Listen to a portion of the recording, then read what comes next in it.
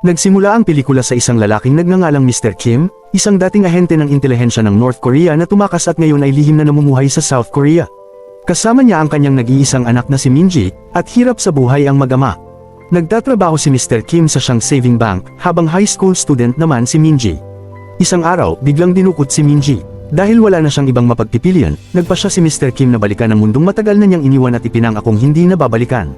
Iisa lang ang kanyang layunin, mailigtas ang kanyang anak. Sa sandaling kumilos siya, nalaman ng North at South Korea na ang maalamat at lubhang mapanganib na Agent 66, ang operatibang pinaniniwalaang matagal ng patay, ay buhay pa pala. Isang gabi, pauwi si Mr. Kim matapos mag-overtime nang makasalubong niya ang isang grupo ng mga gangster malapit sa kanilang bahay. Ininsulte siya ng mga ito, tinapunan ng upos na sigarilyo, at itinulak pa sa kanilang sasakyan. Sa kabila ng lahat, pinili ni Mr. Kim na huwag lumaban at umalis na lamang. Ngunit pinilit pa rin siyang humingi ng tawad kahit siya ang biktima. Humingi siya ng tawad pero sinuntok pa rin siya bago tuluyang umalis ang grupo. Kinabukasan, maagang nagising si Mr. Kim at agad naghanda ng almusal para sa kanyang anak. Pinlansya niya ang uniforme nito bago gisingin para pumasok sa paaralan. Bago siya umalis papuntang trabaho, isinulat niya ang contact information ng pinakamalapit na kaibigan ni Minji. Pagkaalis ni Minji, umalis na rin si Mr. Kim papuntang trabaho.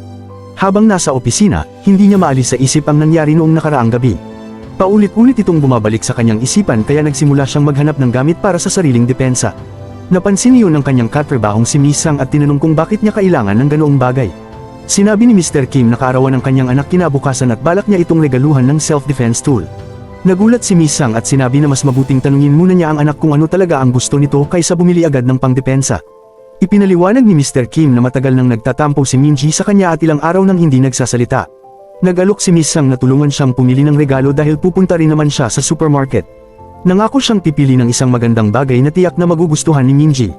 Samantala, sa paaralan, ibinigay ni Minji ang kanyang sports uniform kay Herong, ang kaibigang sinabi niyang pinakamalapit sa kanya. Maya-maya ay nilapitan siya ng isang grupo ng mga babae na tila palagi siyang binubuli. Pagkatapos ng klase, muli nila siyang pinagtripan. Kasama sa grupo si Hyeri, isang mayamang estudyante. Ininsulto nito si Minji at sinabing amoy luma at kupas ang kanyang damit bago umalis. Habang nangyayari iyon, pumunta sina Mr. Kim at Miss Sang sa supermarket upang bumili ng regalo para kay Minji. Nakumbinsi ni Miss Sang si Mr. Kim na mamahaling damit na lamang ang bilhin para sa anak. Sinabi niyang masasaya si Minji kung mga bagong uso at mag-agarang damit ang matatanggap nito. Pagka-uwi, tahimik na itinago ni Mr. Kim ang regalo sa loob ng isang kabinet. Napansin niyang naglalabas si Minji kaya nagtaka siya. Tinanong niya kung bakit ito naglalabas sa ganoong oras gayong siya naman palagi ang gumagawa noon para sa anak. Sumagot si Minji, "Papa, simula ngayon huwag mo nang isabay ang mga damit mo sa mga damit ko." Pagkatapos ay bumalik siya sa kanyang kwarto at nagsimulang tingnan ang Instagram account ni Hyeri. Nakita niya ang mga larawan nitong nakasuot ng mamahaling damit at kasama ang mga kaibigan. Habang nag-scroll, napansin niya ang isang lalaking nakita niya sa bus papuntang paaralan kaya binuksan niya ang Instagram profile nito. Habang tinitingnan niya ang account ng lalaki, hindi niya sinasadyang malike ang isa sa mga litrato nito. Ang pangalan ng binata ay Namhoon. Maya-maya, lumabas si Minji mula sa kanyang silid at nadatna ng kanyang ama na natutulog sa sopa. Marahan niya itong ginising, sinabing matulog na lang sa kwarto nito, at humingi ng paumanhin. Gusto sanang hugasan ni Mr. Kim ang mga pinggan, pero sinabi ni Minji na magpahinga na lang siya at bukas na gawin iyon. Kinabukasan, nagising si Mr. Kim at nakita niyang nahugasan na ang mga pinggan. Pagkatapos, inihanda niya ang paboritong almusal ni Minji. Pagdating ni Minji sa paaralan, napansin niyang nawawala ang kanyang sports uniform. Tinanong niya si Haron, ang kaibigang pinagbigyan niya nito kahapon, at sinabi ni Herong na naibalik na niya ito sa locker. Nang tingnan ni Minji ang locker, nakita niyang itinapon sa basurahan ang kanyang sports uniform. Agad niyang naisip na ang mga babaeng nang bully sa kanya kahapon ang may gawa nito. Habang nakatayo siyang malungkot, lumapit si Namhoon at ibinigay sa kanya ang kanyang jacket. Sunod nating nakilala si Hansu, isang lalaking nagtuturo ng martial arts at self-defense sa mga bata. Ipinakilala rin si Jing Chol, isang traffic police officer. Mabait niyang tinutulungan ng mga batang tumawid sa kalsada at binubuhat pa ang mabibigat na bag ng matatanda kapag kaya niya. Pagkatapos ng kanyang duty, bumalik si Jing Chol sa presinto at naglaro ng PUBG. Maya-maya ay dumating si Hansu. Mukhang magkapitbahay ang dalawa. Nagpunta sila upang makipagkita kay Mr. Kim dahil iyon ang isang araw sa isang taon na nagsasama-sama silang tatlo. Habang kumakain at umiinom sa isang restaurant, napunta ang usapan sa kanilang mga anak. Ipinagmamalaki ni Jing Chol ang suot niyang t-shirt na may larawan ng kanyang anak. Sinabi niyang hindi siya nagsasawang tingnan ang litrato nito. Pinayuhan ni Hansu at Jing Chol si Mr. Kim na tigilan na ang sobrang pagprotekta kay Minji dahil malaki na ito at baka may boyfriend na rin. Biglang dumating sa restaurant ang parehong gang na nakasalubong ni Mr. Kim noong nakaraang gabi at sinimulang guluhin si Jing Chol. Noong una ay binaliwala niya sila, pero nang insultuhan nila ang t-shirt na may larawan ng kanyang anak, tuluyan siyang nagalit. Inatake niya ang gang at pinagbubugbog ang bawat isa sa kanila, at nabalian pa ng pangaangilan. Namangha ang lahat sa lakas ni Jing Chol. Hindi nagtagal, dumating ang mga pulis at inaresto siya. Pag-uwi ni Mr. Kim, napansin niya ang t-shirt na suot ni Minji na may nakasulat na pangalan ni Namhoon. Pagkakita niya rito, naalala niya ang sinabi ni Hansu. Kinabukasan, pumasok si Minji sa paaralan at ibinalik ang jacket ni Namhoon. Tinanong siya nito kung siya ba ang babaeng nag-like ng isa sa kanyang Instagram photos. Itinanggi yun ni Minji, pero halatang nagsisinungaling siya. Nagpalitan sila ng Instagram account at naupo ng magkasama. Nakita sila ni Hairi at ng grupo nito. Agad silang lumapit at sinampal ni Hairi si Minji dahil nakaupo ito kasama si Namhoon, ang lalaking gusto niya. Ipinaliwanag ni Minji na ibinabalik lang niya ang sports jacket pero sinipa siya ni Hairi at muling ininsalto ang kanyang damit, sinabing mabaho ito. Maging ang kanyang ina ay idinamay pa nito. Nang banggitin ni Hairi ang kanyang ina, tuluyan nang nawala ng kontrol si Minji at lumaban pabalik. Samantala, habang nasa trabaho si Mr. Kim, nakatanggap siya ng tawag na nagsasabing nasangkot sa malaking gulo ang kanyang anak matapos nitong masaktan ang anak ng may-ari ng Juhok Construction. Dito naman ipinakilala si Mr. Ju Chang, ang may-ari ng Juhok Construction at ama ni Hairi. Makikitang puno ng peklat ang kanyang katawan. Nang mabalitang sinaktan ng kanyang anak ng kaklase nito, agad siyang nagtungo sa paaralan. Pagdating ng pamilya ni Hairi at ni Mr. Kim sa paaralan, si Minji agad ang sinisi sa nangyari. Sinubukan niyang ipaliwanag ang totoong nangyari, ngunit tahimik siyang pinigilan ni Mr. Kim. Iginigit ng ina ni Hairi na kasuhan si Minji. Dahil dito, lumuhad si Mr. Kim at nagmakaawa kay Mr. Ju Chang. Sinabi niyang ililipat pa niya ng paaralan si Minji kung kinakailangan, basta huwag lamang masira ang pag-aaral nito. Paglabas nila ng paaralan, humagulgol si Minji at sinumbatan ng kanyang ama dahil pinahiya raw nito ang sarili sa harap ng lahat. Umalis siya at sinabing hindi siya uuwi ngayong gabi dahil makikituloy siya sa kaibigang si Heron. Binalaan pa niya si Mr. Kim na kapag tinawagan siya ulit ay hindi na siya babalik. Gusto sanang ipaalala ni Mr. Kim na kaarawan niya kinabukasan, ngunit pinutol siya ni Minji at sinabi, "Ayoko sa birthday ko dahil yun ang araw na namatay si Mama." Gabi na nang makauwi si Mr. Kim at napagtanto niyang seryoso si Minji. Hindi na talaga ito umuwi. Naghintay siya hanggang hating gabi dahil bumili siya ng birthday cake at nais sana niyang ipagdiwang ang kaarawan nito kasama siya. Patuloy niyang tinatawagan ng cellphone ni Minji pero hindi ito sumasagot. Tinawagan niya ang kaibigan nito at tinanong kung kasama niya si Minji, ngunit sinabi ni Herong na hindi niya ito nakita at hindi rin ito pumunta sa kanila. Kinabukasan, pumunta si Mr. Kim sa paaralan at nagtanong sa mga estudyante kung may nakakita kay Minji. Pagkatapos, nakita niya si Namhoon at tinanong kung nakita niya ito. Ipinaliwanag ni Namhoon, "Hindi ko kinontak si Minji. May grupong gangster na kumuha ng cellphone ko at nagpanggap na ako." Nagpadala sila ng mensahe kay Minji at pinapunta siya sa likod ng pader ng paaralan. Agad na nagpunta si Mr. Kim sa lugar kung saan dapat makikipagkita si Minji. Pagdating niya roon, nakita niya ang dugo na nakakalat sa lupa. Nakita rin niya ang isa sa hairpin ni Hairi na nakahandusay malapit doon. Makalipas ang ilang sandali, nakita ni Mr. Kim si Hairi at isa sa mga kaibigan nito na naglalakad sa malapit. Tinanong niya kung nakita nila si Minji at kung sa kanya ba ang hawak niyang hairpin. Kinabahan ng kaibigan ni Hairi at bigla nitong sinuntok si Mr. Kim, dahilan upang mabuksan ang kanyang jacket. Nang lalo nitong mapunit ang jacket, natigilan siya nang makita ang katawan ni Mr. Kim na puno ng peklat at mga lumang tama ng bala. Dahil sa pagkagulat, hindi na siya nakagalaw at isang suntok lang ni Mr. Kim ang nagpatumba sa kanya. Bumalik ang kwento sa taong 2008. Noon, may isang intelligence officer ng North Korea na ipinag-utos ng pinuno ng ahensya na ipapatay. Ngunit nakatakas siya. Akala ng lahat ay patay na siya, pero sa totoo lang ay tumakas siya patungong South Korea at sumuko roon. Namuhay siya bilang ordinaryong mamamayan at nakahanap pa ng trabaho sa isang bangko. Gayunpaman, mahigpit siyang minamanmanan ng South Korean intelligence dahil pinaghihinalaan pa rin siyang espiya. Kasabay nito, patuloy din siyang hinahanap ng intelligence ng North Korea. Ang taong iyon ay walang iba kundi si Mr. Kim. Sumunod, nakita ang asawa ni Mr. Kim sa ospital habang nanganganak. Sinabi ng doktor na ligtas nitong naisilang ang isang sanggol na babae at malusog ang bata. Ngunit kritikal ang kalagayan ng kanyang asawa. Dali-daling lumapit si Mr. Kim sa tabi nito. Sa nalalabi nitong lakas, sinabi ng kanyang asawa, "Pangalanan nating Minji ang ating anak. Kalimutan mo na ang lahat ng nangyari noon. Mula ngayon, mabuhay ka para sa ating anak at para sa sarili mo. Si Minji ang pinakamahalaga nating anak. Bigyan mo siya ng magandang buhay na puno ng saya at pagmamahal. Ituro mo sa kanya na napakaganda ng pag-ibig. Ang tanging hiling ko ay mamuhay siyang masaya. Pakiusap, alagaan mo siyang mabuti." Pagkasabi nito, pumanaw na siya. Pagkaraan noon, tuluyan ng iniwan ni Mr. Kim ang kanyang buhay bilang intelligence agent ng North Korea at inilaan ang buong sarili sa pagpapalaki sa kanyang anak. Mula noon, ginawa niya ang lahat upang matupad ang huling hiling ng kanyang asawa na mabigyan si Minji ng masaya at mapagmahal na buhay. Bumalik ang kwento sa nakaraang gabi. Ninakaw ng gang ang cellphone ni Namhoon, nagpanggap na siya, at pinadalhan si Minji ng mensahe upang makipagkita sa likod ng pader ng paaralan. Pagdating ni Minji sa lugar, sinalubong siya ni Hairi at ng mga kaibigan nito at agad siyang inatake. Binugbog siya ni Hairi bilang ganti sa nangyari kanina, ngunit lumaban si Minji at nasaktan din si Hairi. Pagkatapos, sumali sa gulo ang kaibigan ni Hairi at inatake rin si Minji. Sa sobrang galit, kumuha si Hairi ng bato at malakas na ipinukpok sa ulo ni Minji. Bumagsak si Minji patalikod sa tumpok ng konkretong blok. Tumama ang ulo niya sa matalim na gilid at nagsimulang umagos ang dugo. Nang makita siyang walang galaw, natakot si Hairi at naniwalang patay na si Minji. Sa sandaling iyon, tinawagan ng kaibigan ni Hairi ang gang na pinagtatrabahuhan niya at sinabi niyang nakapatay siya ng tao at kailangan nilang itapon ang bangkay. Inagaw ni Hairi ang telepono at sinabi sa gangster, "Ang ama ko si Mr. Ju Chang, babayaran kita ng kahit magkano. Itago mo lang ang bangkay." Agad ibinaba ng gangster ang tawag dahil hindi siya naniwala. Makalipas ang ilang sandali, tumawag ang kanyang amo at tinanong kung sino ang kausap niya. Nang marinig nitong sinabi ng babae na anak siya ni Chairman Ju Chang, inutusan niya ang kanyang mga tauhan na tawagan muli si Hairi at sabihin sila na ang bahala sa lahat. Hindi nagtagal, dumating ang mafia sa lugar kung saan naghihintay si Hairi. Isinakay nila si Minji sa kanilang sasakyan dahil akala nila ay patay na ito, at isinama rin nila si Hairi. Bago umalis, palihim na ni-record ng pinuno ng mafia ang boses ni Hairi bilang panigurong ebidensya laban dito. Pagkatapos, ibinaba nila si Hairi sa kanilang bahay at sinabi sa kanya na kukunin ang mga organo ni Minji. Binalaan din nila si Hairi na huwag sabihin sa kanyang ama ang nangyari bago sila umalis. Samantala, bumalik ang kwento sa kasalukuyan kung saan binubugbog pa lamang ni Mr. Kim ang kaibigan ni Hairi habang hinahanap ang kanyang anak. Galit na tinanong ni Mr. Kim kung saan nila dinala si Minji. Sa sobrang takot, umamin ang kaibigan ni Hairi na ang kasamahan niyang si Mikil ang kumuha rito. Agad na umuwi si Mr. Kim. Binuksan niya ang isang lihim na taguan at kinuha ang kanyang combat gloves at isang bag na puno ng mga armas. Pagkatapos, dumiretso siya sa pinagtataguan ni Mikil.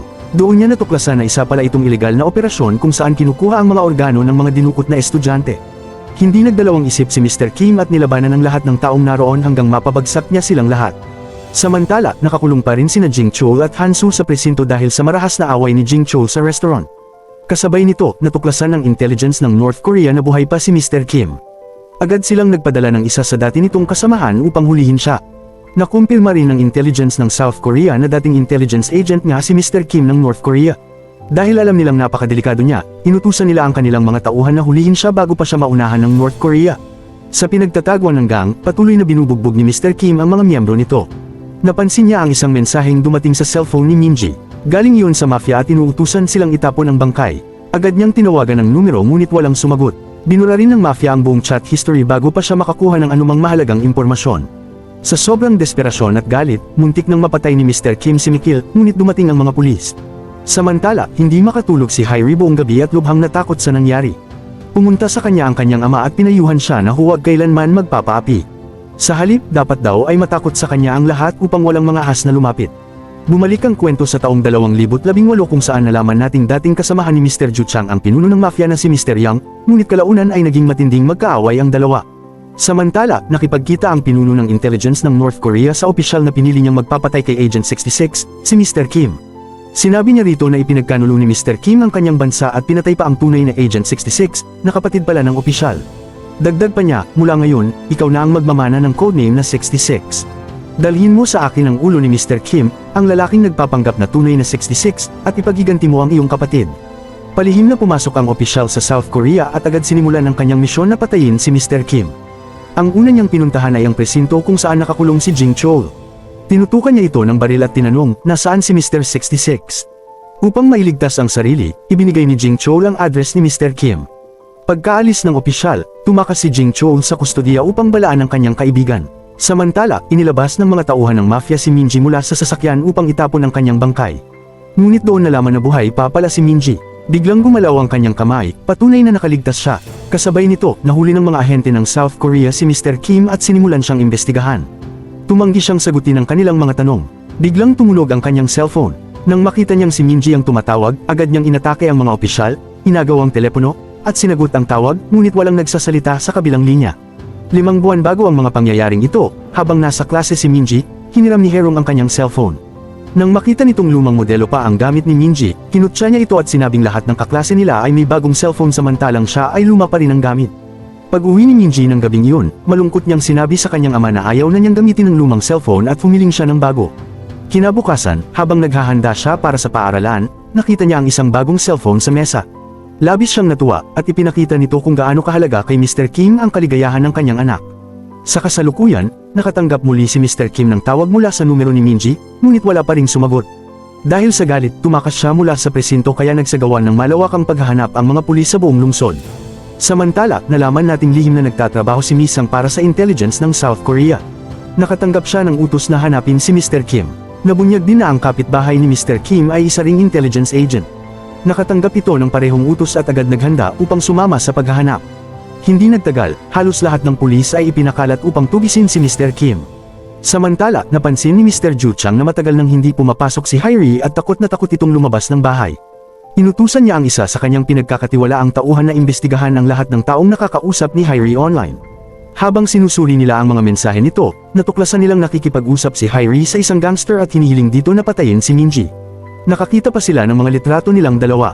Samantala, dumating ang opisyal ng North Korea sa bahay ni Mr. Kim habang hinahanap pa rin siya. Sa halip na si Mr. Kim, si Jing Chol ang kanyang nadatnan. Nagkaroon ng matinding labanan sa pagitan nilang dalawa at sa huli ay nakatakas ang opisyal. Nasaksihan ng kapitbahay ni Mr. Kim ang buong laban at agad niya itong iniulat sa pulisya.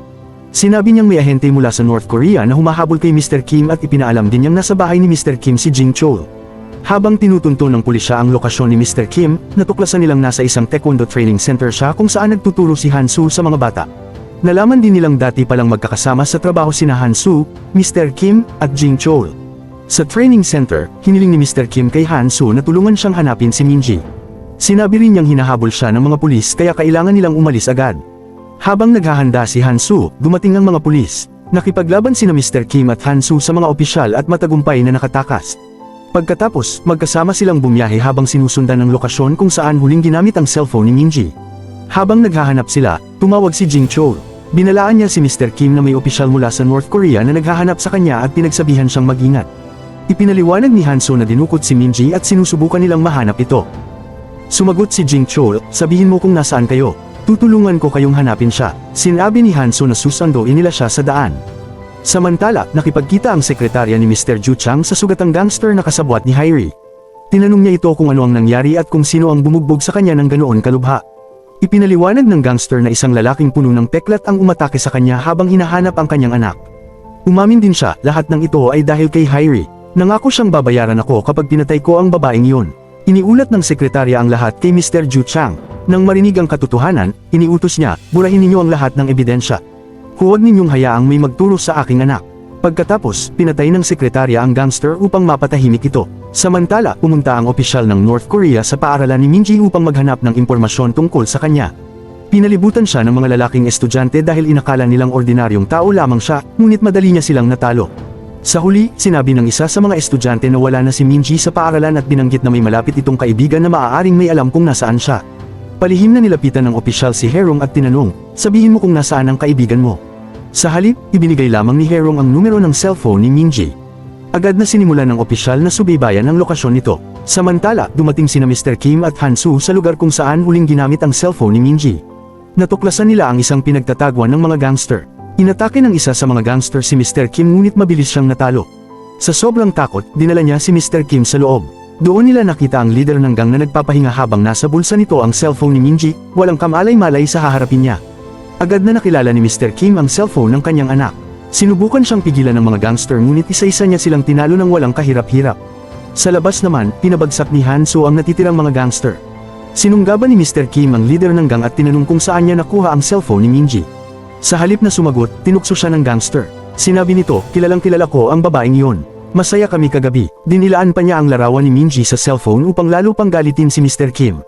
Sa matinding galit, brutal siyang binugbog ni Mr. Kim hanggang halos hindi na ito makagalaw. Muli niyang tinanong kung saan niya nakuha ang cellphone.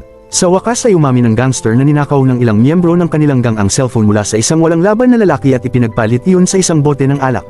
Dagdag pa niya, habang tinitingnan ko ang cellphone, nakita ko ang kontak na nakasulat na papa, kaya tinawagan ko yun.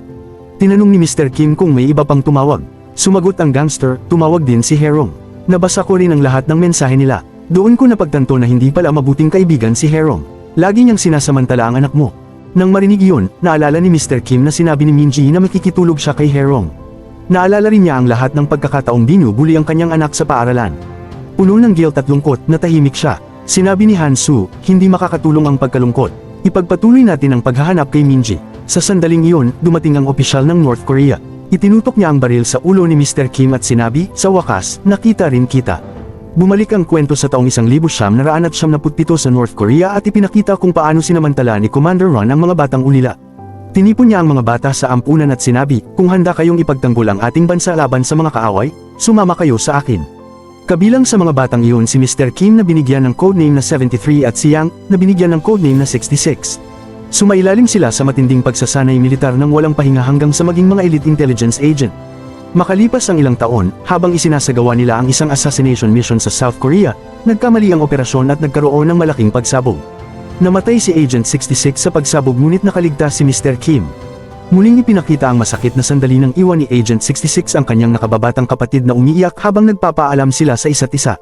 Sa kasalukuyan, lumaki na ang kapatid na iyon at determinado siyang patayin si Mr. Kim dahil naniniwala siyang ito ang dahilan ng pagkamatay ng kanyang kuya. Nagawang ipagtanggol ni Mr. Kim ang sarili laban sa pag-atake. Biglang dumating ang isa pang grupo, ang mga pulis na pinamumunuan ni Miss Sang. Nagulat si Mr. Kim nang makita siya. Sinabi niya, susuko ako, pero hayaan ninyo muna akong mahanap ang anak ko. Sinamantala ni Mr. Kim ang kaguluhan sa pagitan ng mga pulis at ng opisyal ng North Korea at muli siyang nakatakas. Gayunpaman, nagtamo siya ng ilang sugat sa laban. Habang ginagamot niya ang kanyang mga sugat, nagkita sila ni Han-soo at ni Jing Chol. Nagkaisa silang tatlo at ipinagpatuloy ang paghahanap kay Minji habang malapit pa ring sumusunod ang mga pulis. Ang sumunod nilang pinuntahan ay ang pulubing ipinagpalit ang cellphone ni Minji sa mga gangster kapalit ng alak. Tinanong nila ito kung saan niya nakuha ang cellphone. Ipinaliwanag ng pulubi na nakita niyang may ilang lalaking nagtapon ng basura sa isang dumpster. Dahil naghahanap siya ng makakain, hinalungkat niya ang basura at doon niya nakita ang cellphone. Tinanong ni Mr. Kim kung naaalala niya ang hitsura ng mga lalaki. Sinabi ng pulubi na ang natatandaan niya lamang ay nakasakay sila sa isang puting van at nakatali ang buhok ng isa sa kanila. Agad na nagsimulang maghanap sina Mr. Kim, Han-soo, at Jing Chol ng mga puting van. Sa wakas ay natagpuan nila ang tamang sasakyan. Nakita pa nila ang lalaking nakatali ang buhok at sinimulan nilang sundan ang van. Samantala, nagpapahinga si Mr. Yang, ang gangster na may peklat sa mukha, kasama ang kanyang mga tauhan. May isa sa kanyang tauhan na kumakain ng patatas at bigla itong ikinagalit ni Yang. Marahas niyang binugbog ang lalaki dahil ang patatas ay nagpapaalala sa kanya ng isang masakit na alaala. Noong nakaraan, habang pinag-uusapan nila ng dati niyang amo ang isang proyekto sa negosyo, itinulak siya nito mula sa tuktok ng isang gusali. Nabali ang kanyang leeg sa pagkahulog kaya siya na ospital. Pagkatapos niyang gumaling, pinatay ni Yang ang dati niyang amo at tinangkin ang buong organisasyon. Kalaunan, nakaharap ni Yang ang makapangyarihang gangster na si Mr. Ju Chang. Mayabang siyang nakipag-usap dito ng walang galang. Bilang parusa, brutal siyang binugbog ni Mr. Ju Chang at ng kanyang mga tauhan. Pinilit pa nila siyang kumain ng napakainit na patatas. Dahil sa matinding kahihiyan, wala nang nagawa si Yang kundi yumuko sa kapangyarihan ni Mr. Ju Chang at maging parang sunod-sunurang aso nito. Mula noon, pinangarap na ni Yang ang paghihiganti. Samantala, patuloy na sinusundan ni na Mr. Kim at ng kanyang mga kasama ang mga gangster. Sa ibang lugar, itinapon ni Yang at ng kanyang grupo ang inaakala nilang bangkay ni Minji sa loob ng isang malaking abandonadong bodega. Tinanong sila ng gwardya kung ano ang dala nila. Walang pag-aalinlangang pinatay nila ito at iniwan ang katawan sa loob. Habang papalapit sina Mr. Kim, biglang pinasabog ng opisyal ng North Korea ang kanilang sasakyan. Kasabay nito, nalaman nating buhay pa si Minji. Dahan-dahan siyang nagkamalay at gumapang palabas ng pinagtatagwan niya. Nakalabas din si Han-soo mula sa nasirang sasakyan. Agad niyang hinarap ang opisyal at nagpatuloy ang kanilang labanan hanggang sa pareho silang mahulog mula sa tulay. Samantala, napalibutan ng mga pulis si Jing Chol. Mag-isang nakatakas si Mr. Kim at desperado niyang ipinagpatuloy ang paghahanap kay Minji. Sa loob naman ng abandonadong gusali, pag-alagala si Minji habang naghahanap ng taong makakatulong sa kanyang makatakas. Tumawag si Yang kay Mr. Ju Chang, ngunit ang sekretarya nito ang sumagot. Tinanong siya ng sekretarya, ano ang kailangan mo? Sumagot si Yang, gusto kong makausap ang amo mo. Hindi ako interesado makipag-usap sa mga bata, kaya sabihin mong tawagan niya ako. Malamig na tugon ng sekretarya, naghahanap ka ba ng kamatayan? Tumawa si Yang at sinabing, alam kong pinatay ng anak ni Mr. Ju Chang ang isang babae. Siya mismo ang nag-utos sa akin na itago ang bangkay. Kung ayaw niyang makulong ang anak niya, sabihin mong tawagan niya ako. Dagdag pa niya, huwag kang mag-alala, nasa akin pa ang bangkay ng babae. Upang patunayan ang kanyang sinasabi, ipinadala niya sa sekretarya ang recording ni Hairi habang ipinapakiusap nitong itago ang bangkay ni Minji. Samantala, hinarap ni Mr. Ju Chang si Hairi at pinilit itong magsabi ng totoo. Sa sobrang takot, umiyak ito at umamin, napatay ko ang babaeng iyon. Agad siyang sinampal ni Mr. Ju Chang. Galit na galit niyang sinabi, kung gusto mong may mamatay, bakit hindi ka lumapit sa akin? Alam mong gagawin ko ang lahat para sa'yo. Bakit sa kaaway ko ka humingi ng tulong? Umiiyak na humingi ng tawad si Hairi. Pagkaraan, kumalma si Mr. Ju Chang at sinabi, "Ako na ang bahala sa lahat." Pagkatapos ay inutusan niya ang kanyang sekretarya, "Siguraduhin mong kayang mapupunta ang buong kaso." Siya ang papatay sa babaeng iyon. Samantala, narating ni Mr. Kim ang lugar kung saan nakaparada ang puting van at pumasok siya sa gusali. Sa loob, nakita niya si Yang at ang mga tauhan nito. Galit niyang tinanong kung nasaan ang kanyang anak, ngunit pinagtawanan lamang siya ng mga ito. Kasabay nito, hinanap ni Yang si Minji. Nakahanap ng taguan si Minji at nanatiling tahimik. Habang hinahanap siya, tumawag si Mr. Ju Chang kay Yang. Sinabi ni Yang, "Ipapadala ko ang address ko. Magdala ka ng 2 bilyong won na cash sa lalong madaling panahon kung gusto mong maprotektahan ang reputasyon ng anak mo. Kapag hindi, ilalantad ko ang lahat." Agad na nagtungo sina Mr. Ju Chang at ang kanyang mga tauhan sa lokasyon ni Yang. Samantala, nanatiling nakatago si Minji. Sa ibang bahagi ng gusali, isa-isang binugbog ni Mr. Kim ang mga tauhan ni Yang. Pagkatapos, sa labis na pagkagulat ni Yang, natuklasan niyang nakatago si Minji sa loob ng refrigerator. Nang makita ni Minji si Yang na papalapit, mabilis niyang isinara ang pinto ng refrigerator upang magtago sa loob. Agad itong sinubukang buksan ni Yang. Tinawag niya ang kanyang mga tauhan para humingi ng tulong, ngunit walang sumasagot dahil isa-isa na silang pinababagsak ni Mr. Kim. Tumawag si Yang sa isa pang grupo ng kanyang mga tauhan at sinabi nilang papunta na sila matapos kunin ang pera kay Mr. Ju Chang. Samantala, brutal na binugbog ni Mr. Kim ang gangster na mahaba ang buhok at pilit na tinanong kung nasaan ang kanyang anak. Sa sobrang takot, umamin ang lalaki na dinala nila si Minji sa bodega at ikinulong sa refrigerator. Ibinunyag din niyang si Hairi, anak ni Mr. Ju Chang, ang nag-utos sa kanila na gawin ang lahat ng ito. Pagkatapos makuha ang impormasyon, pinatay ni Mr. Kim ang gangster sa pamamagitan ng kuryente. Ngunit nakatakas ang isa pang gangster gamit ang kotse. Nagnakaw si Mr. Kim ng ibang sasakyan at hinabol ito ng buong bilis. Pagdating ng iba pang tauhan ni Yang, natuklasan nilang patay na ang gangster na mahaba ang buhok at nawawala ang isa pa. Agad nilang iniulat iyon kay Yang. Nagulat si Yang at inakalang dumating na si Mr. Ju Chang at sinalakay ang kanyang mga tauhan. Inutusan niya silang hanapin ang nawawalang gangster at magkita-kita sa bodega. Samantala, nahabol ni Mr. Kim ang tumatakas na gangster matapos niyang banggay ng sasakyan nito. Pinilit niya itong dalhin siya diretso sa bodega. Kasabay nito, nakaligtas si Han Su matapos mahulog sa dagat habang nakikipaglaban sa opisyal. Dumating si Jing Chol at tinanong, "Bakit mo iniligtas ang kaaway natin?" Nagkasundo sina Han Su at Jing Chol na ang pinakamahalagang gawin ay hanapin si Mr. Kim. Habang papunta si Mr. Kim sa bodega kasama ang nahuling gangster, inambush siya ng natitirang mga tauhan ni Yang. Ngunit natalo niya silang lahat. Sa loob ng bodega, patuloy na kinukumbinsi ni Yang si Minji na lumabas sa refrigerator. Sinabi niya rito, "Magkasundo tayo. Hindi kita papatayin. Lumabas ka na," sabi ni Yang. Ngunit tumanggi si Minji. Sumagot siya, "Hindi kita pinagkakatiwalaan.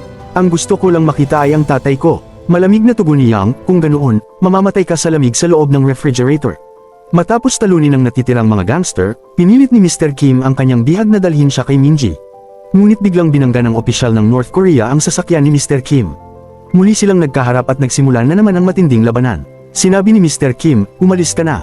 Ayokong patayin ka." Sumagot ang opisyal, "Pinatay mo ang kapatid ko." Nagulat si Mr. Kim at nagtanong, "Sino ang kapatid mo?" Sumagot ang opisyal, "Ang orihinal na Agent 66. Kapatid ko siya at ipaghihiganti ko siya." Pagkarinig niyon, naalala ni Mr. Kim ang nakababatang kapatid ni Agent 66. Ipinaliwanag niya na hindi niya kailanman pinatay ang kanyang kaibigan. Sinabi niyang para silang magkapatid.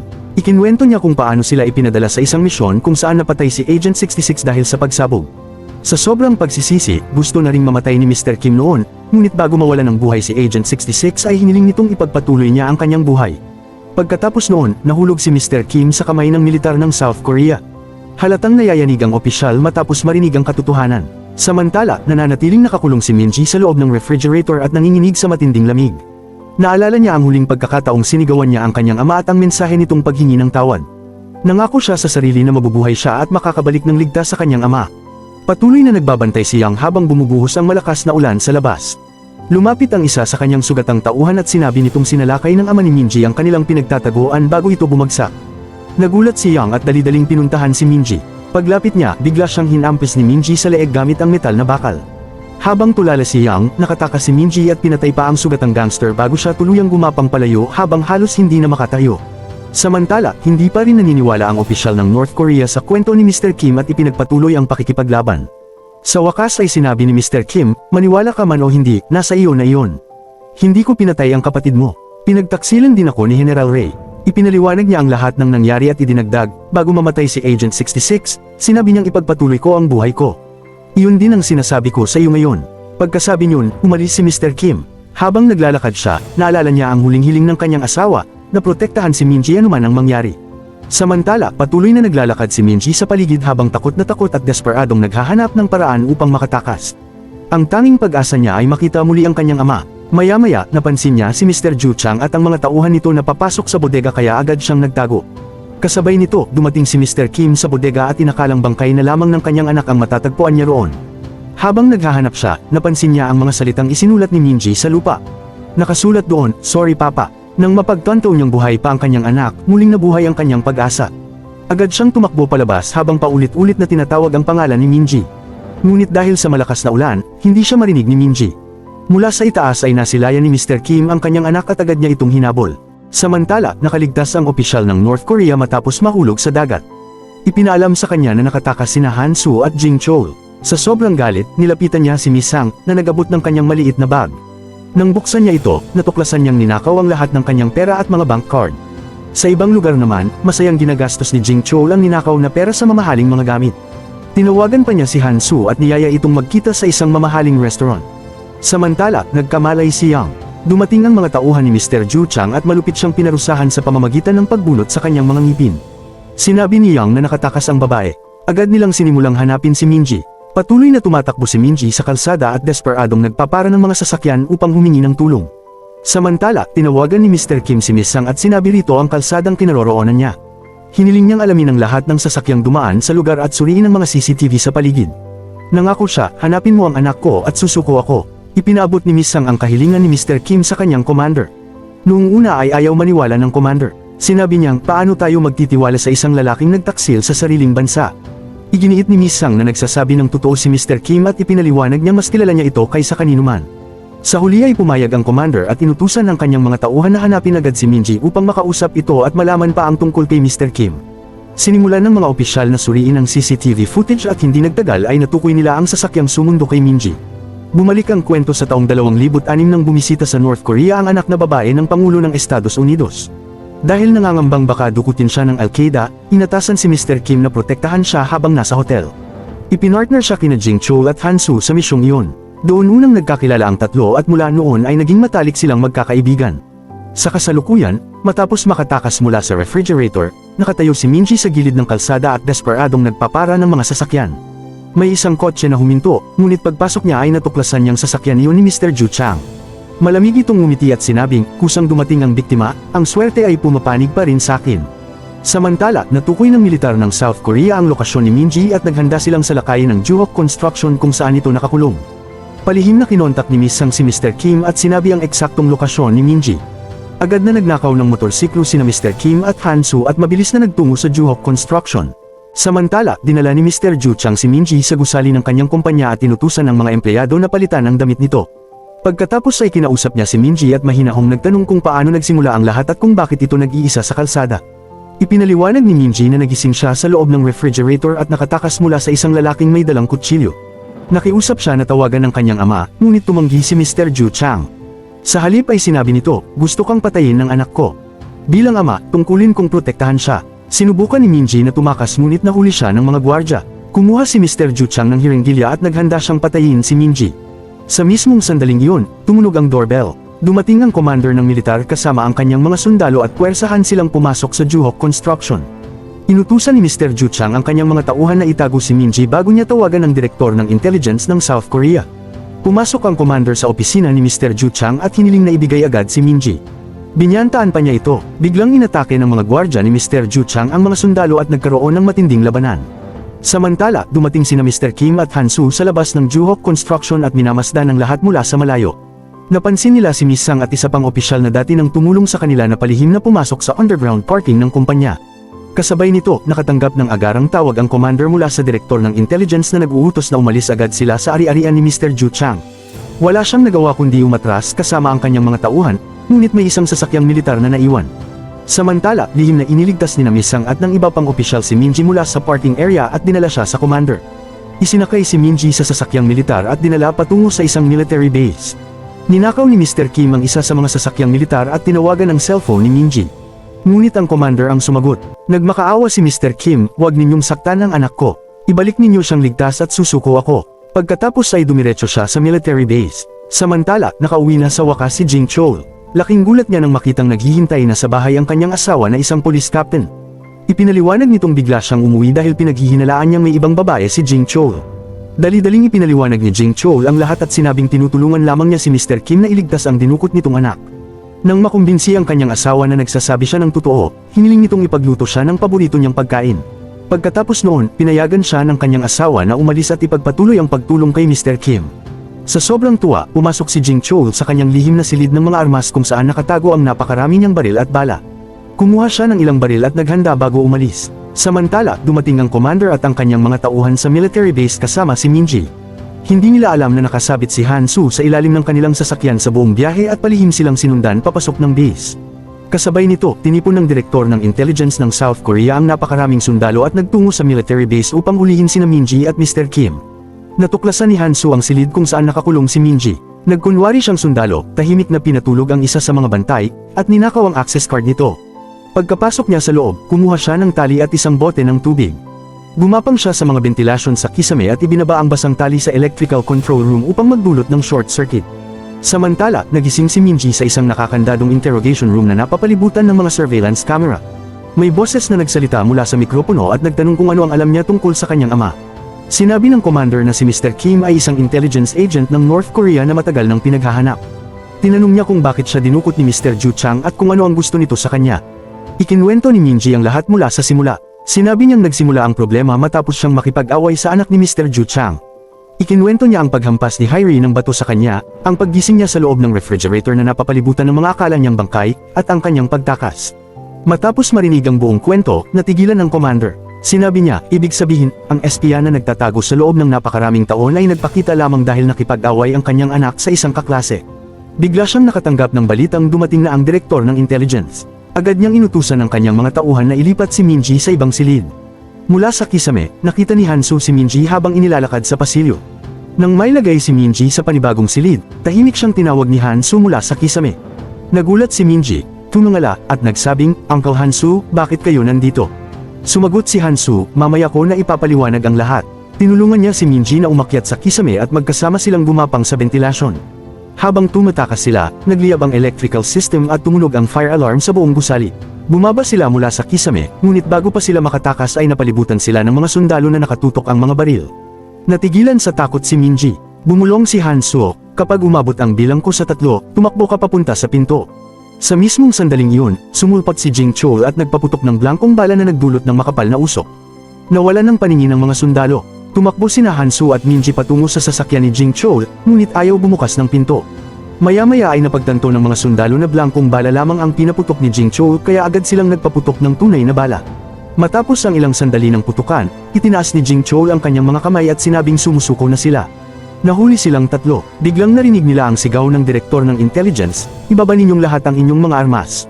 Paglingon nila, laking gulat nila. Nakatayo si Mr. Kim sa likuran ng direktor at mahigpit na nakapulupot ang kawad sa leeg nito habang ginagawa niya itong hostage. Napaiyak si Minji at sumigaw, Papa. Ngumiti si Mr. Kim at sinabi, Minji, nandito na ako, uuwi tayo. Bumalik ang kwento sa panahong nakatakas si Agent Kim mula sa North Korea at nabigyan ng asylum sa South Korea. Matapos niyang iwan ang dati niyang buhay, binisita niya ang puntod ng kanyang asawang si Eugene bago pumunta sa ospital upang iuwi ang kanilang bagong silang na anak na si Minji. Habang naaalala ang pangako niya sa yumaong asawa, nagpasya siyang ilaan ang natitirang buhay niya sa pagpapalaki sa kanilang anak at pagbibigay rito ng mapayapang buhay na matagal nilang pinangarap. Sa kasalukuyan, nakatutok ang baril ni Mr. Kim sa direktor ng intelligence. Inutusan ng direktor ang lahat ng sundalo na ibaba ang kanilang mga armas. Gayunpaman, tutol ang military commander sa utos at sa halip ay inutusan niyang patayin ng mga sundalo ang direktor. Tumanggi ang mga sundalo. Sa huli, ibinaba ng lahat ang kanilang mga armas kaya napilitan ding ibaba ng commander ang kanyang baril. Tumakbo si Minji papunta sa kanyang ama at mahigpit itong niyakap. Samantala, pinagsama-sama ni Jing Chol ang lahat ng sundalo sa isang lugar.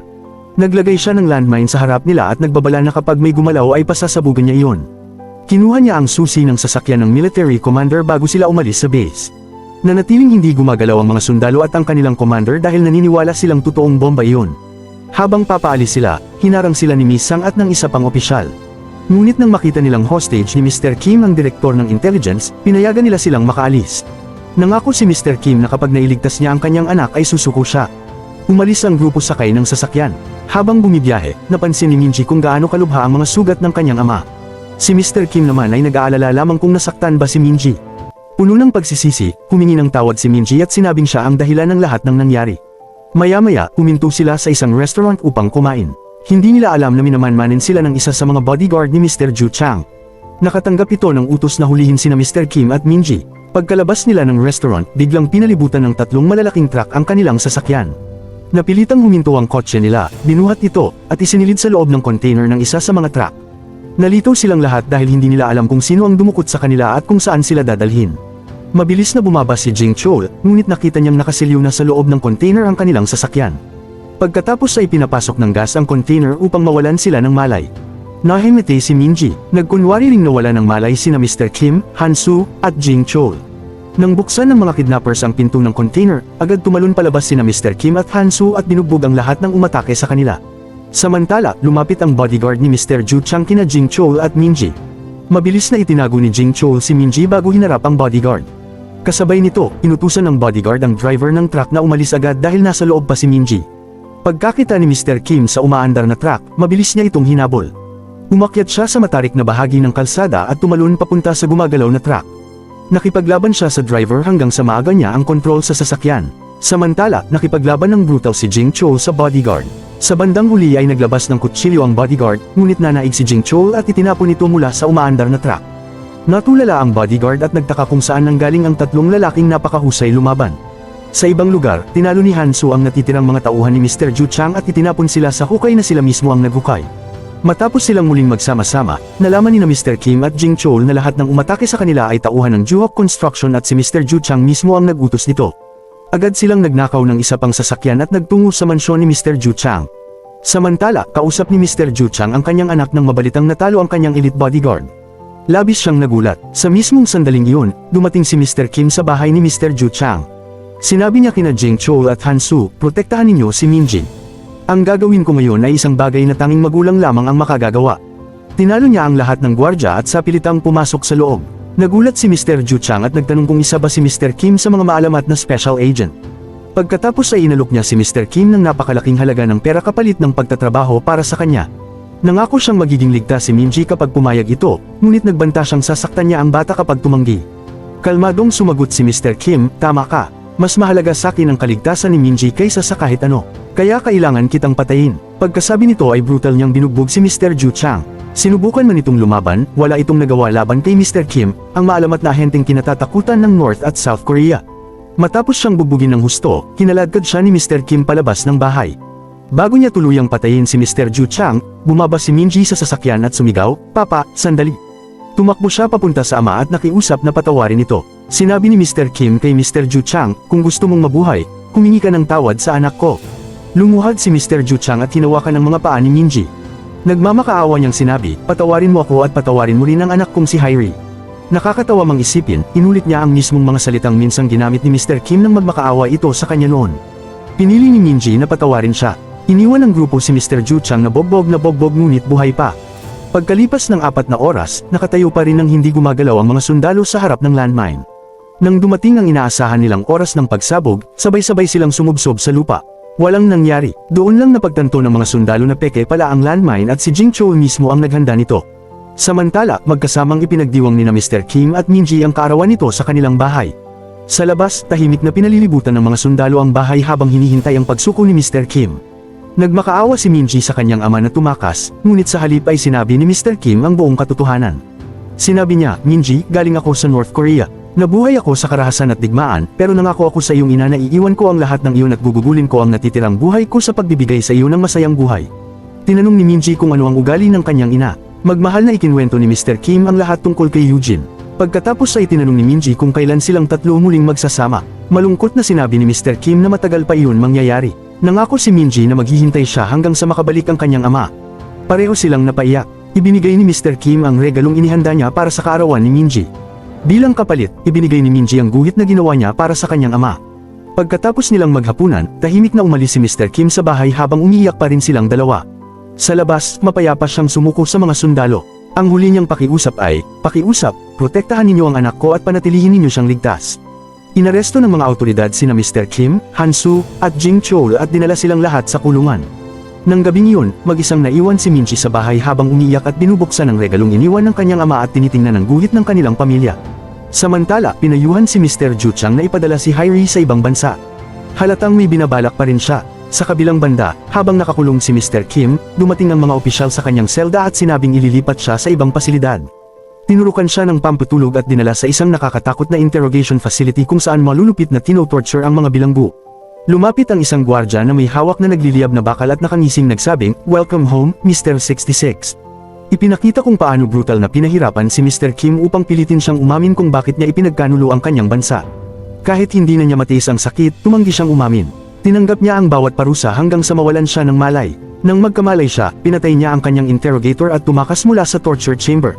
Ngunit paglabas niya, sinalubong siya ng matataas na opisyal ng militar ng South Korea. Sa kanyang ikinagulat, pagsubok lamang pala ang lahat upang malaman kung tunay siyang tapat.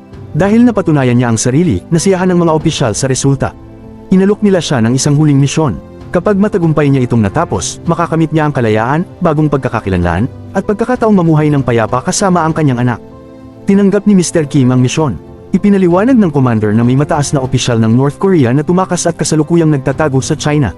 Ang tungkulin ni Mr. Kim ay ihatid siya ng ligtas sa South Korea nang hindi nalalaman ng North Korea ang operasyon. Agad na tinanong ni Mr. Kim, "Nasaan ang anak ko?" Tiniyak ng commander na ligtas si Minji at nasa ilalim ng proteksyon ng gobyerno. Humiling si Mr. Kim na palayain sina Han Su at Jing Chol. Pinalaya sina Han Su at Jing Chol at ibinaba sa isang liblib na lugar malapit sa hangganan ng North Korea. Samantala, hindi pa rin mawala ang galit ni Mr. Ju Chang habang inaalala ang kahihiyan at pambubugbog na ginawa sa kanya ni Mr. Kim. Habang iniisip ang paghihiganti, nakatanggap siya ng mensahe mula sa isang mataas na opisyal ng gobyerno na humihiling ng pakikipagkita. Sa kanilang pag-uusap, sinabi sa kanya na dahil sa kanyang yaman at impluwensyang politikal, siya ang mag-host ng nalalapit na peace summit ng North at South Korea. Pumayag man siya, paghihiganti kay Mr. Kim pa rin ang tunay niyang layunin. Nangako ang ministro na tutulungan siyang mahanap ito. Samantala, nakauwi na sa wakas si Jing Chol. Pagod na pagod siya kaya tumakbo palayo ang kanyang anak dahil sa sobrang dungis niya, at pati ang kanyang asawa ay tinakpan ng ilong bago siya batiin. Kasabay nito, lihim na ipinasok sa South Korea sa pamamagitan ng dagat ang opisyal ng North Korea. Habang inihahatid siya ni Mr. Kim sa sasakyan, sinabi niya, "Welcome to South Korea." Bigla siyang tinawag ng opisyal na Agent 66. Tinanggal nito ang kanyang disguise at nabunyag na siya pala si Commander Ri. Labis na nagulat si Mr. Kim. Kalmadong ipinaliwanag ni Commander Ri na siya mismo ang humiling sa gobyerno ng South Korea na si Mr. Kim ang italaga sa misyong ito dahil siya lamang ang sapat na bihasa upang protektahan siya. Muling ipinakita ang nakaraan kung saan inakusahan si Commander Ri ng pagtataksil sa North Korea at lihim na pakikipagtulungan sa mga kaaway nito. Nang ipadala ang mga sundalo upang hulihin siya, pinatay niya ang mga ito at tumakas palabas ng bansa. Sa kasalukuyan, dinala ni Mr. Kim si Commander Ri sa isang mahigpit na binabantayang safe house. Tinanong niya si Miss Yang tungkol kay Minji. Tiniyak nitong nasa ligtas na lugar ang kanyang anak at wala siyang dapat ipag-alala. Samantala, mahigpit na binabantayan ng matataas na opisyal ng militar si Minji habang inililipat siya sa isa pang lihim na lokasyon. Gustong-gusto niyang makita ang kanyang ama, ngunit sinabihan siyang hindi pa maaari at kailangan niyang maghintay. Samantala, maingat na sinuri ni Mr. Kim ang bawat sulok ng safe house upang matiyak ang kaligtasan ni Commander Ri. Habang naliligo si Commander Ri, ipinakita ang tahi sa kanyang katawan. Nakatago roon ang isang maliit na memory chip na nagpapatunay na may lihim siyang dalang napakahalagang impormasyon. Napansin ni Mr. Kim ang kaina-hinalang kilos ni Commander Ri at nagsimula siyang magduda rito. Gayunpaman, tahimik niyang tinitingnan ang larawan ni Minji, umaasang pagkatapos ng misyong ito ay mamumuhay na silang mapayapa ng magkasama. Samantala, kumakain sina Han Su at Jing Chol sa isang restaurant habang pinag-uusapan ang lahat ng kanilang pinagdaanan. Biglang nakatanggap si Han Su ng tawag mula sa pulisya na nagsasabing binugbog ng kanyang anak ang ilang bata sa paaralan. Agad siyang nagtungo sa presinto at inuwi ang kanyang anak. Pagdating sa bahay, sinabi niya, "Kasalanan ko ang pagtuturo sa iyo ng mga teknik sa pakikipaglaban. Ngayon naman ay tuturuan kita ng disiplina." Ginamit niya ang sarili niyang martial arts upang parusahan ng anak at sinabing tandaan nito ang sakit na naranasan ng mga batang binubuli nito. Kinabukasan, pinanood ni na Mr. Kim at Commander Ri sa telebisyon ang balita tungkol sa peace summit ng North at South Korea. Binalaan siya ni Mr. Kim, "Gawin mo ng eksakto ang sasabihin ko kung gusto mong mabuhay." Ngunit halatang may itinatagong mapanganib na lihim si Commander Ri. Samantala, ginaganap ang peace summit sa tahanan ni Mr. Ju Chang at dinaluhan ito ng matataas na opisyal mula sa dalawang Korea. Habang naghahaponan ng mga delegado, nakatanggap ng agarang impormasyon ng isa sa mga kinatawan ng North Korea na si Commander Ri ay nasa loob na ng South Korea.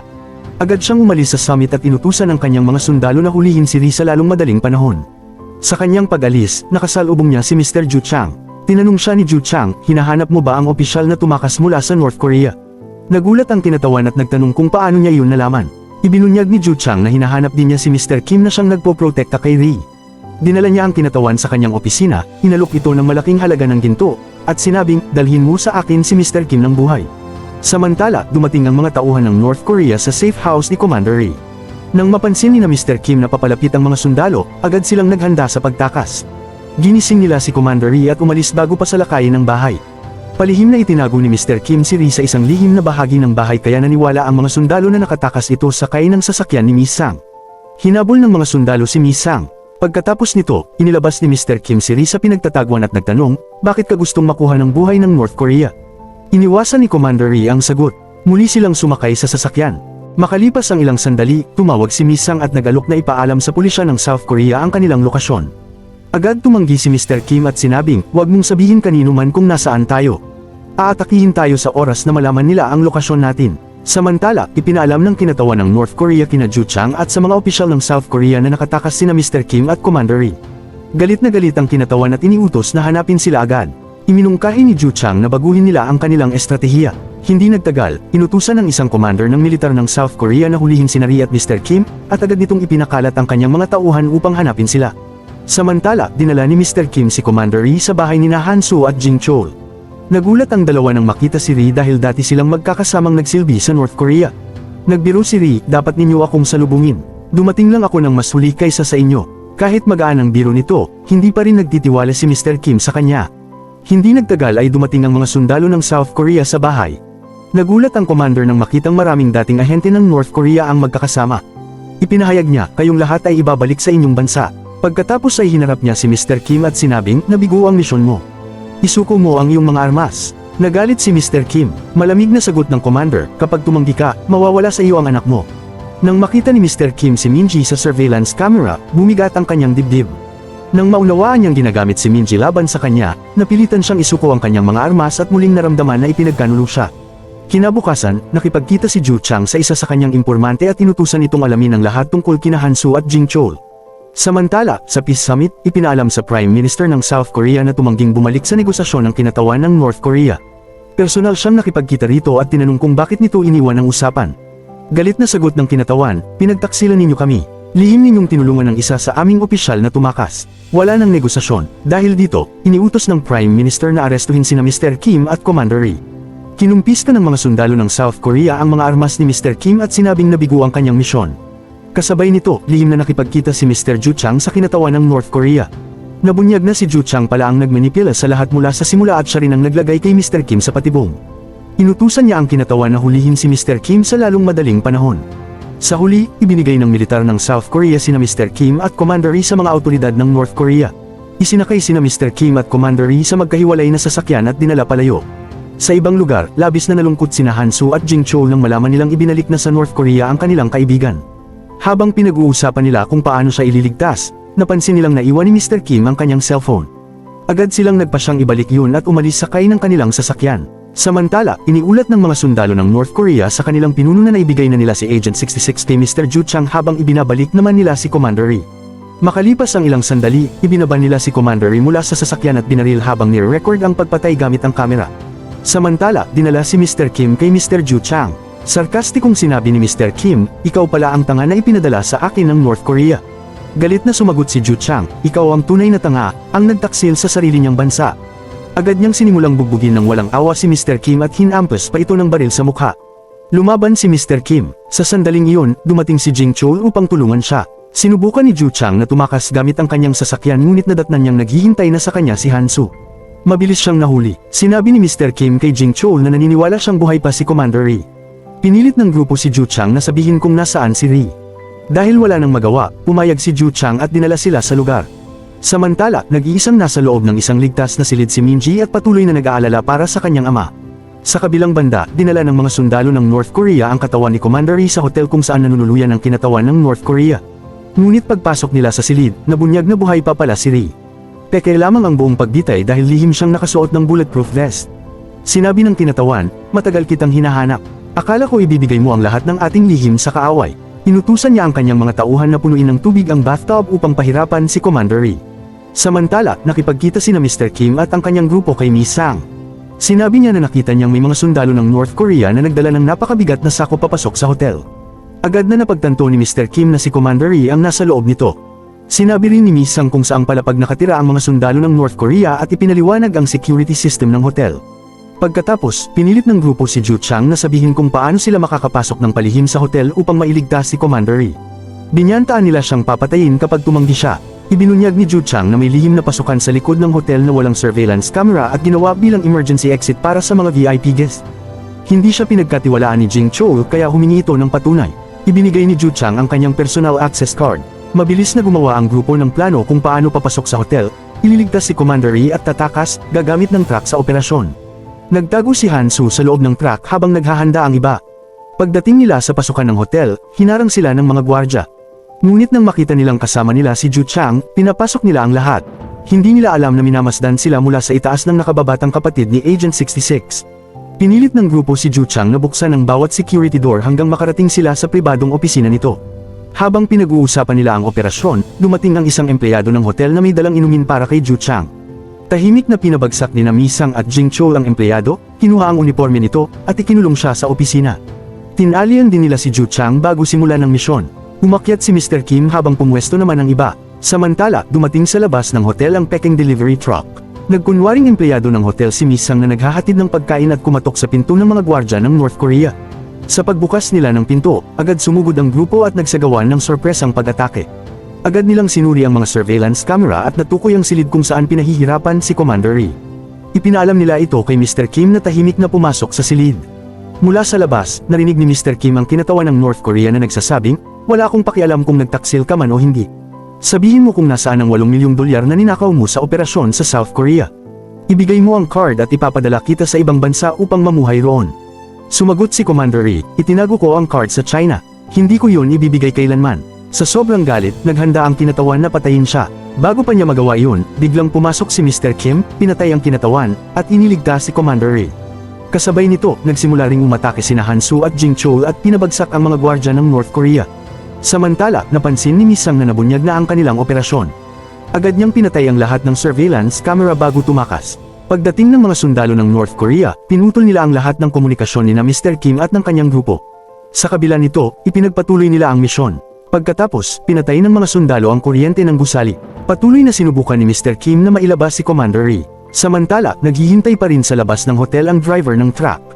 Nang subukan niyang ipasok ang sasakyan, hindi siya pinayagan ng mga gwardya. Nagkunwari pa siyang naiihi na siya ng sobra, ngunit hindi pa rin siya pinapasok. Nang magkamalay ang kinatawan ng North Korea, agad niyang inutusan ang natitirang mga sundalo na patayin si Agent 66. Kaagad sumiklab ang isang napakalaking labanan. Isa-isang nilabanan ni Mr. Kim ang mga sundalong sumusugod sa kanya, habang nakikipaglaban naman si Han Su sa isa pang grupo sa kusina ng hotel. Samantala, nagawa ni Ju Chang na sunugin ang tali na nakagapos sa kanya at nakalaya siya. Matapos talunin ng mga sundalo, bumalik sina Han Su at Jing Chou sa opisina ni Ju Chang. Sa kanilang pagkagulat, nadatnan nilang malayan na ito at kalmadong naghihintay sa kanila. Bago pa sila makasugod, itinaas ni Ju Chang ang kanyang cellphone. Sa screen ay nakita nila ang sarili nilang mga anak na nakagapos at humihingi ng tulong. Malamig na sinabi ni Ju Chang, "Kapag hinawakan ninyo ako, mamamatay ang inyong mga anak." Natigilan sina Han Su at Jing Chou sa matinding pagkabigla, habang patuloy namang nakikipaglaban si Mr. Kim sa napakaraming kaaway sa ibang bahagi ng hotel. Nakatakas sina Mr. Kim, Mi Sang, at Commander Ri mula sa mga gwardya ng Prime Minister ng North Korea at nagnakaw ng isang bukas na sasakyan. Sinubukan silang pagbabarilin ng mga sundalo, ngunit naghagi si Mr. Kim ng granada kaya nakatakas sila. Bago sila makarating sa pangunahing labasan ng hotel, hinarang sila ni Gang Sang, ang opisyal ng North Korea na naghahanap ng paghihiganti para sa kanyang kapatid. Inakala ni Commander Ri na ililigtas sila ni Gang. Sa halip, sinabi ni Gang na nalaman na niya ang katotohanan. Hindi pala si Agent 66 ang pumatay sa kanyang kapatid kundi si Commander Ri. Itinutok niya ang baril kay Ri at naghanda siyang barilin ito. Mabilis na hamarang si Mr. Kim at sinabi, "Isa lang akong ama na gustong iligtas ang kanyang anak." Nagmakaawa siyang patawarin muna si Ri sa pagkakataong yun at nangakong magkakaroon pa si Gang ng pagkakataong ipaghiganti ang kanyang kapatid. Matapos ang mahabang katahimikan, ibinaba ni Gang ang kanyang baril at pinayagan silang makaalis. Ilang sandali pa, dumating ang driver ng Peking laundry truck at isinakay ang tatlong tumatakas. Habang tumatakas sila, nakatanggap ng tawag si Mr. Kim. Agad nagbago ang kanyang mukha. Sinabihan siyang papatayin ng mga anak ni Han Su at Jing Chou kapag hindi siya sumuko kaagad. Walang pag-aalinlangang bumaba si Mr. Kim sa laundry truck at sumakay ng taxi. Bago umalis, inutusan niya si Miss Sang at ang isa pang opisyal na ihatid ng ligtas si Commander Lee sa ospital. Bumalik ang kwento at ipinakita kung paano dinukot ang mga anak ni Hansu at Jing Chol. Kinuha sila sa kanilang tinutuluyan, iginapos, at kinunan ng video upang gamitin laban sa kanilang mga ama. Samantala, dumating si Mr. Kim sa napagkasunduang lugar. Doon niya nadatnan si Ju Chang na bihag sina Hansu, Jing Chol, at ang kanilang mga anak. Ikinulong ni Ju Chang si Mr. Kim sa parehong bakal na kulungan kasama ang kanyang mga kaibigan. Binigyan niya sila ng malupit na pagpipilian. Mamamatay si Mr. Kim at mabubuhay ang mga bata, o mabubuhay si Mr. Kim at papatayin ang mga bata. Walang makapagsalita sa napakahirap na desisyon. Walang magawa sina Hansu at Jing Chol habang nakasalalay ang buhay ng kanilang mga anak. Sa wakas ay sinabi ni Mr. Kim, iligtas ninyo ang mga bata. Sinimulan niyang suntukin ang kanyang mga kaibigan. Naunawaan ni Hansu at Jing Chol ang kanyang balak kaya gumanti rin sila ng suntok. Nagpatuloy ang tatlo sa pananakit sa isa't isa hanggang sa malubog sa dugo si Mr. Kim. Masayang pinanood ni Ju Chang ang lahat at tumatawa habang pinagmamasdan ang kanilang paghihirap. Lumapit siya sa kulungan habang patuloy ang pagtawa. Habang nakikinig siya, narinig niyang sinabi ni Mr. Kim sa kanyang mga kaibigan, "Pakiusap, protektahan ninyo si Minji." Kinutya siya ni Ju Chang at sinabing, mamimiss ni Minji ang kanyang ama. Sa sandaling banggitin niya si Minji, biglang bumalik ang lakas ng loob ni Mr. Kim. Sinunggaban niya si Ju Chang sa kwelyo at sinakaw ito. Kasabay nito, nakatakas sina Hansu at Jing Chol mula sa kulungan at nailigtas ang kanilang mga anak. Pagkatapos ay sabay-sabay nilang binugbog si Ju Chang bago ito iniwan. Mag-isang sumakay si Mr. Kim sa isang sasakyan. Bago umalis, sinabi niya sa kanyang mga kaibigan na may isa pa siyang huling pangakong dapat tuparin. Samantala, nagpa siya sina Hansu at Jing Chol na itago muna ang kanilang mga anak sa isang ligtas na lugar. Dahil alam nilang hindi naligtas ang kanilang mga bahay, napagkasunduan nilang ipaubaya ang mga bata sa asawa ni Jing Chol. Noong una ay galit itong pinagalitan sila dahil palagi nilang inilalagay sa panganib ang kanilang buhay, ngunit kalaunan ay pumayag din siyang protektahan ang mga bata. Samantala, nilagdaan ng mga pinuno ng North at South Korea ang isang mahalagang kasunduan sa kalakalan. Pagkatapos nito, nagkaroon ng pribadong pagpupulong ang mga prime minister ng dalawang bansa upang pag-usapan ang nangyari sa hotel noong nakaraang gabi. Pagkatapos ng pulong, palihim na inutusan ng prime minister ng North Korea ang kanyang bodyguard na ipaalam sa South Korea na patay na sina Agent 66 at Commander Lee. Samantala, nagulat ang publiko nang matagpuang nakabitin si Mr. Ju Chang sa tuktok ng sarili niyang gusali at malubha ang kanyang mga sugat. Sa ibang lugar, dumating ang isang intelligence team ng South Korea sa ospital kung saan nagpapagaling si Commander Lee. Lihim nilang nirecord ang lahat ng lihim na impormasyong ibinibigay nito. Pagkatapos magbigay ng pahayag, hiniling ni Lee na dalhin siya sa Macau dahil yun daw ang lugar na matagal na niyang gustong tirhan. Kinagabihan, nagkunwaring doktor si Mr. Kim at pumasok sa ospital. Tinurukan niya si Commander Lee ng pampatulog at palihim itong inilabas. Pagkatapos ay ibinigay niya si Lee kay Gangsong bilang pagtupad sa pangako niya rito. Tahimik silang nagpaalam sa isa't isa bago naghiwalay. Hindi nagtagal, nalaman ng mga opisyal ng North Korea na nawawala na si Commander Lee sa ospital. Ngunit wala na silang pakialam dahil nakuha na nila ang lahat ng impormasyong kailangan nila mula rito. Samantala, nagising si Commander Lee sa isang magandang dalampasigan sa Macau. Tuwang-tuwa siyang makita ang lugar na matagal na niyang pinapangarap puntahan. Ilang sandali pa, napansin niyang nawawala na ang memory chip na nakatago sa kanyang katawan. Sa mismong sandaling iyon, papalapit na sa kanya ang mga sundalo mula sa magkabilang panig. Samantala, tinawagan ni Mr. Kim ang isang matandang kaibigan at humingi ng huling pabor. Hiniling niyang tuluyang ilantad at pabagsakin ang Juhok Construction. Agad namang pumayag ang kanyang kaibigan. Kinabukasan, bumaha sa balita ang mga ulat na naglalantad sa Juhok Construction bilang isang organisasyong kriminal. Nabunyag na si Mr. Ju Chang ay mamamatay tao, kidnapper, at traidor na lihim na nakipagtulungan sa North Korea laban sa South Korea. Samantala, nasa Cambodia na si Hyrie nang makita niya sa telebisyon ang balita tungkol sa kanyang ama. Labis siyang nabigla at nasaktan. Sa ibang lugar naman, dinadala sa kulungan ng sugatang si Mr. Ju Chang nang bigla siyang suntukin ng lalaking minsan niyang sinira ang mga ngipin. Matapos matagumpay na makumplito ang kanyang misyon, nakipagkita si Mr. Kim sa commander ng militar ng South Korea. Sinabi ng commander na muli niyang makakasama si Minji, ngunit may isang huling kondisyon, kailangang opisyal na mamatay si Agent 66. Makalipas ang ilang panahon, inanunsyo ng media na patay na ang maalamat na Agent 66. Samantala, bumisita si Minji sa puntod ng kanyang ina. Sa tabi nito ay may memorial photo ng kanyang ama. Biglang lumitaw si Mr. Kim sa kanyang harapan. Sa sobrang tuwa, tumakbo si Minji papunta sa kanya. Ngumiti siya at sinabing alam niyang buhay pa ang kanyang ama dahil lihim siyang sinabihan ni Miss Sang. Matapos ang napakahabang pagkakahiwalay, mahigpit na nagyakapan ng mag-ama. Dahil tuluyan nang natapos ang kanilang bangungot, nagsimula sila ng panibagong buhay sa ibang lungsod gamit ang bagong pagkakakilanlan. Sa unang pagkakataon matapos ang maraming taon, muling lumitaw ang tunay na ngiti sa mukha ni Mr. Kim. Muling ipinakita ang sandaling natanggap nila ni Minji ang kanilang mga bagong identity. Ang bagong pangalan ni Minji ay naging Jim. Binigyan pa siya ng military commander at ng undercover na driver ng laundry truck ng mga regalong pamamaalam upang maalala niya sila. Matapos magpaalam, umalis sina Mr. Kim at ang kanyang anak patungo sa kanilang bagong tahanan. Habang bumibiyahe, nagpatugtog sila ng musika. Pabirong sinabi ni Minji sa kanyang ama na kapag nakahanap ito ng bagong trabaho ay bibilhan siya ng mamahaling bagong damit. Tumawa si Mr. Kim at nangakong gagawin niya iyon. Binalikan din ng kwento ang sandaling tinulungan ni Miss Sang si Minji na umalis sa dati niyang paaralan sa pamamagitan ng pagdadala ng mga papeles para sa kanyang paglipat. Bago umalis, nagpaalam si Minji kay Namhoon at binigyan ito ng card na may bago niyang pangalan upang hindi siya makalimutan nito. Pagkaraan ng ilang panahon, masayang nag-aayos sina Mr. Kim at Minji sa kanilang bagong bahay nang biglang dumalaw sina Hansu at Jingchul. Nagkaroon silang 4 ng napakagandang araw na magkasama. Ipinagpalit na ni Hansu ang kanyang karate uniform sa ordinaryong damit. Si Mr. Kim naman ay iniwan na rin ang dati niyang anyo at nagmumukha ng karaniwang tao. Sabay-sabay silang nagpasyang kumain ng sushi at mag-enjoy sa kanilang paboritong pagkain.